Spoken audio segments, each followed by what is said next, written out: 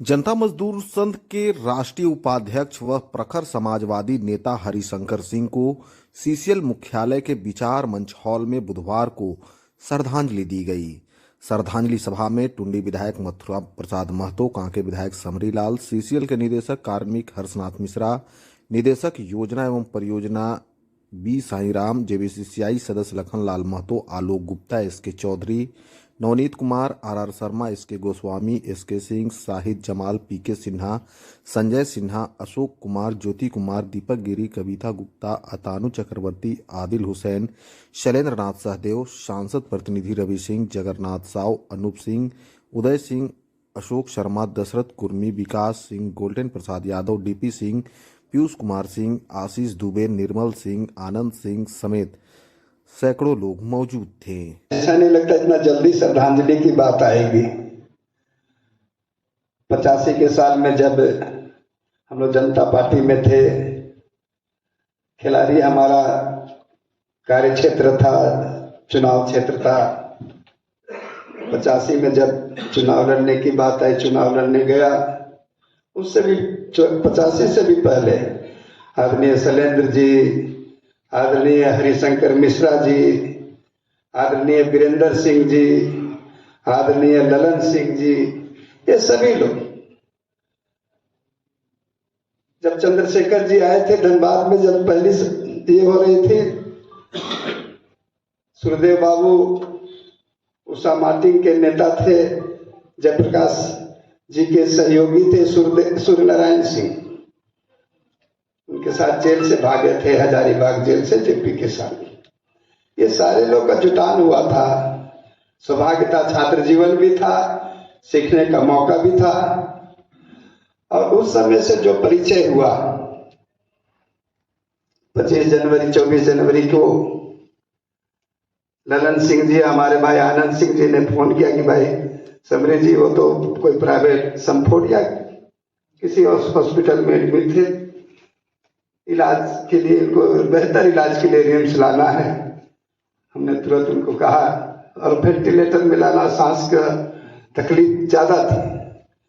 हमने तुरंत वहां वेंटिलेटर कराकर उनके डॉक्टर प्रदीप भट्टाचार्य जी के यूनिट में उनके एडमिट कराकर मिले, उनको हिम्मत दिए कि अभी तो आपको और भी हमारा अभिभावक, अब गार्जियनशिप आपको निभाना है शंकर बाबू। नहीं समरी जी, थोड़ा तकलीफ है, हम लोग सब ठीक हो जाएगा। 26 जनवरी को जब हम जा रहे थे दिल्ली, दूसरी बेला में गए, 25 तारीख को रात को ही वो बेहोश रहे, बोलने की स्थिति में नहीं आई। 25 जनवरी को 26 को उनसे मिलकर मैं गया, बेहोश थे, उनके पुत्र और लोग भी थे, लेकिन ईश्वर से कामना किया था कि जल्दी अच्छे हो जाए। सारी टीम लगी हुई थी, लेकिन ईश्वर को जो मंजूर होता है वही होता है। छात्र जीवन से लेकर अभी तक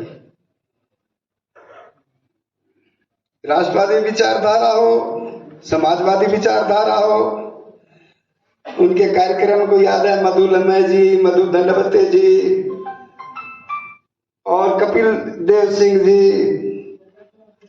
भाई हिमांशु, गजेंद्र प्रसाद हिमांशु जी, रामचंद्र पूर्वे जी, ये सोशलिस्ट इनके साथ, उनसे हमारा, इनके राम सुंदर दास बाबू, ऐसे लोगों से हमारा परिचय इन्हीं ने कराया था। जब भी कोई शिविर लगता था जाते थे, और इस तरह से गरीब गुरुओं के लिए, दलितों के प्रति इतना प्रेम, ये सब उनका ये आदर्श देखकर आज तक जब भी कभी मौका मिला खिलाड़ी जाने का, उनसे मिलते थे। कोई भी व्यस्त कार्यक्रम क्यों ना हो, लेकिन इनसे जरूर हम मिलते थे। आज बड़ा तकलीफ है, लेकिन जिंदगी यही जिए। और लोग तो ऐसा कहा ना किसी ने कि लाश थी इसलिए तैरती रह गई, लाश थी इसलिए तैरती रह गई, डूबने के लिए जिंदगी चाहिए, डूबने के लिए जिंदगी चाहिए। ये अवगत कराना चाहूंगा कि श्रद्धांजलि किसी के लिए तब होती है जब उनके बताए गए रास्तों पे, पद चिन्हों पे हम चलते हैं और उसे साकार करने में अपनी अहम भूमिका निभाते हैं। आज हरिशंकर बाबू एक ऐसे नेता के रूप में जाने जाते थे जो राष्ट्रवाद भी थे, समाजवाद भी चाहते थे और छात्र समय से वही वो अपने नेतृत्व क्षमता का परिचय देते हुए आगे बढ़ रहे थे। जैसा रेड्डी साहब ने कहा कि उस दौर में आए थे जब पूरा खनन क्षेत्र एक स्वरूप लेने की ओर अग्रसर था, एक नई शुरुआत थी इस देश भर में। उस वक्त नेतृत्व देना, समाजवाद की सिद्धांतों पर चलना और उस जमाने में जब एक्सप्लॉयटेशंस की बात होती थी, जिसे सरकार ने सरकारीकरण करके बचाने का प्रयास किया, उस ओर अग्रसर होकर ले जाना और एक सामंजस्य बिठाना अपने आप में बहुत बड़ी बात थी। और उसके बाद निरंतर वो अपने आप को कार्यशील रखते हुए अपने ध्येय की ओर आगे बढ़ते हुए उन्होंने इसी क्षेत्र को अपना समर्पण दिया। सीसीएल को नई ऊंचाइयों तक ले गए, जेसीएससी में रहे कई सालों तक। उनके बारे में मुझे बताया जाता है कि वो बहुत सारे मांगे उठती थी, मुद्दे आते थे, बातचीत होती थी, लेकिन वो इतने व्यवहारिक थे कि वो बताते थे कि क्या आप कर सकते हैं उसको जरूर कर दीजिए।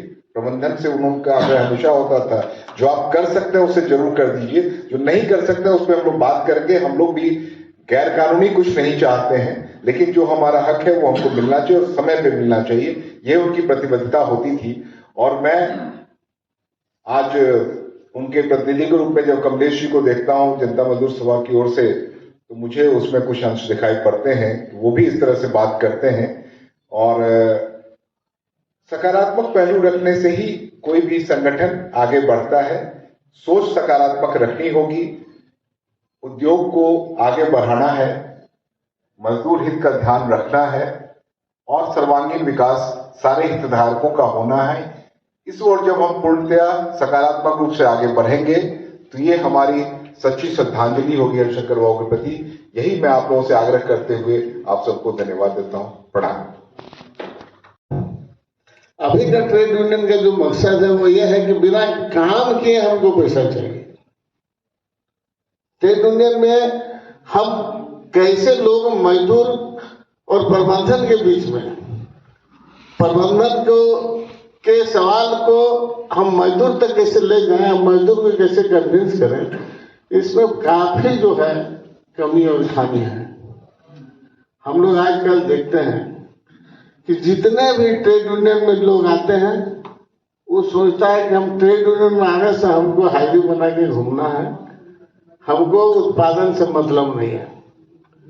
तो इस तरह का मानसिकता यदि हमारे बीच में पनप रहा है तो उसको हम कैसे रोकें, तभी जाकर हम लोग हरिशंकर बाबू के श्रद्धांजलि को देते हम उनके विचारों को आगे ले जा सकते हैं। आज कितने लोग हैं जो इस विचार से चाहते हैं कि हम मजदूर का हित में, आज जो परिस्थिति सामने आ रहा है और पहले के दोनों में काफी अंतर है।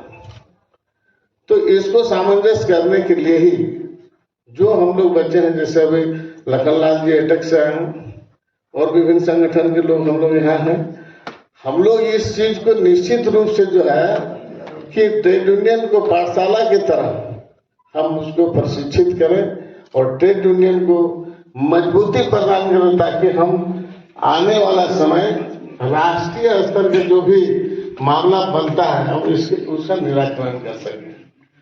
तभी जाकर हम हरिशंकर बाबू के श्रद्धांजलि को साकार मानेंगे। इसलिए मेरा अपील होगा कि हम जितने भी इनके श्रद्धांजलि सभा में विभिन्न ट्रेड यूनियन के लोग हैं, इस पर निश्चित रूप से हम लोग गौर करें और इनको सच्ची श्रद्धांजलि तब हो इनके विचारों को हम और अधिक से अधिक सीसीएल में आ जाए तो बीसीसीएल में, ईसीएल में और जगह में जाए और ट्रेड यूनियन की दुनिया में हम आगे बढ़े। इसी शुभकामना के साथ बहुत बहुत धन्यवाद।